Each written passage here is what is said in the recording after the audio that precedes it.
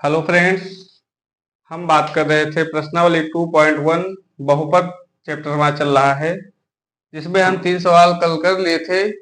आज आगे बात करते हैं उसी पे। तो हमारा चौथा सवाल जो इसमें है, पहले तो हम सवाल लिख लेते हैं कैसा है। निम्नलिखित बहुपदों में से प्रत्येक बहुपद की घात लिखिए। इसमें घात लिखना है। निम्नलिखित बहुपद के घात लिखिए।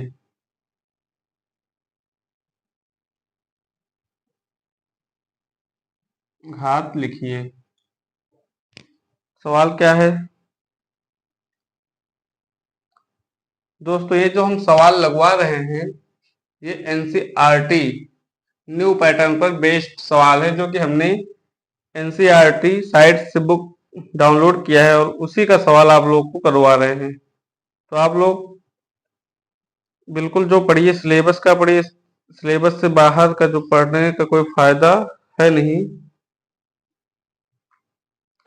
पहला सवाल है कि 5x³ plus 4x² plus 7x। पहले हम सभी सवाल लिख लेते हैं। 7x, दूसरा है 4 - y², तीसरा सवाल है 5t -√7 और चौथा सवाल है 3। अब इसमें हमें घात बताना है। हम जानते हैं कि बहुपद बहुपद में सबसे बड़ी चर का सबसे बड़ा घात बहुपद का घात कहलाता है। चर का सबसे बड़ा घात। अब इसमें देखिए, सबसे बड़ा घात क्या है?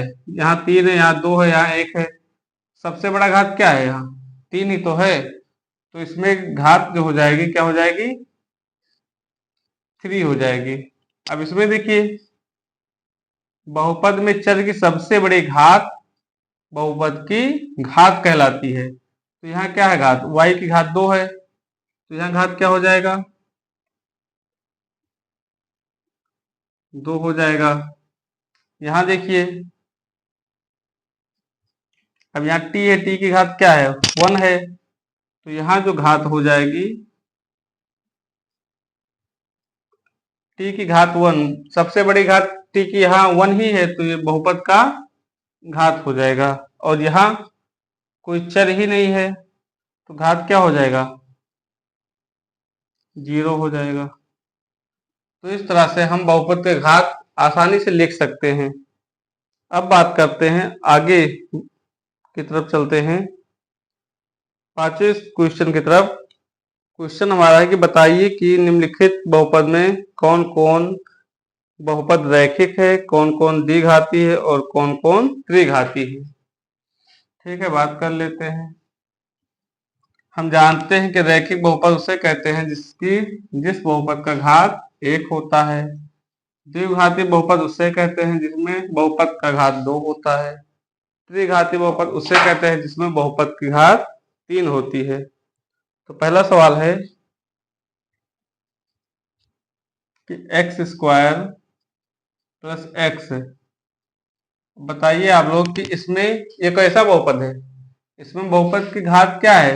चर की सबसे बड़ी घात बहुपद की घात कहलाती है। तो इसमें बहुपद की घात क्या है? 2 है। तो कैसा है? द्विपदी बहुपद है या द्विघाती बहुपद है? हाँ, द्विघाती बहुपद है। द्विघाती बहुपद। द्विघाती बहुपद क्यों है? क्योंकि इसकी घात 2 है, इसलिए बहुपद कैसा है? द्विघाती बहुपद है। अगला सवाल है x - x³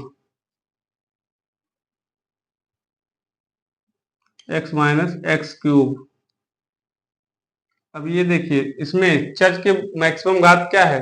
3 है, तो इसलिए कैसा बहुपद होगा? त्रिघाती बहुपद होगा। त्रिघात बहुपद। जिस बहुपद में चर का घात 3 होता है त्रिघाती बहुपद कहलाता है। अगला क्वेश्चन है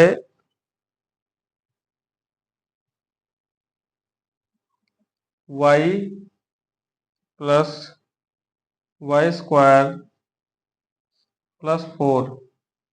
अब इस बहुपद में चर की घात क्या है? 2 है, तो इसलिए यह भी क्या होगा?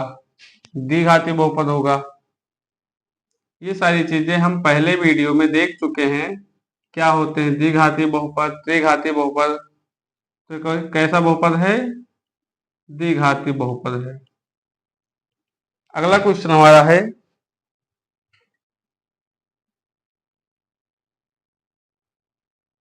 1 प्लस एक्स। 1 plus x. अब इसमें बताइए चर की घात क्या है? 1 है। जिस बहुपद में चर की घात 1 होती है उसे रैखिक बहुपद कहते हैं। तो ये कैसा बहुपद है? रैखिक बहुपद।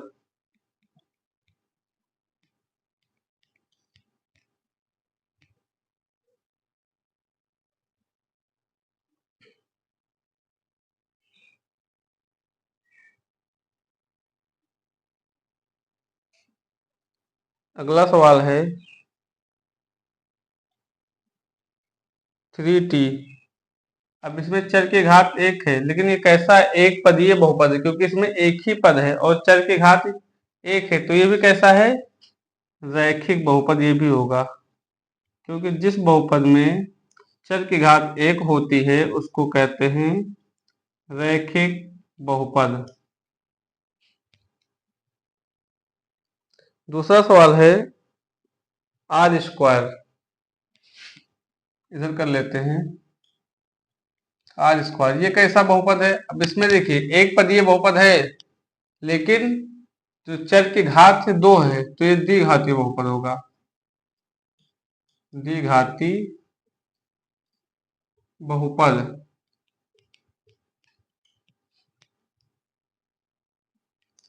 अगला है 7x³ 7x³ है तो एक पदीय बहुपद, लेकिन इसकी घात क्या है? 3 है, इसलिए इसको कहेंगे त्रिघाती बहुपद। त्रिघाती बहुपद। तो इस प्रकार आप सभी बहुपद क्या होता है, द्विघाती बहुपद क्या होता है, त्रिघाती बहुपद क्या होता है, रैखिक बहुपद क्या होता है, ये सब चीजें आप ज्ञात कर सकते हैं। तो बस आज के लिए इतना ही रखते हैं, बाकी बात करेंगे अगले वीडियो में। और हमारा जो प्रश्नावली 2.1 है ये कंप्लीट हो चुका है। तो अब बात करेंगे कुछ, पहले तो देखेंगे हम इसकी थ्योरी, उसके बाद प्रश्नावली 2.2 को कंटिन्यू करेंगे। Thank you.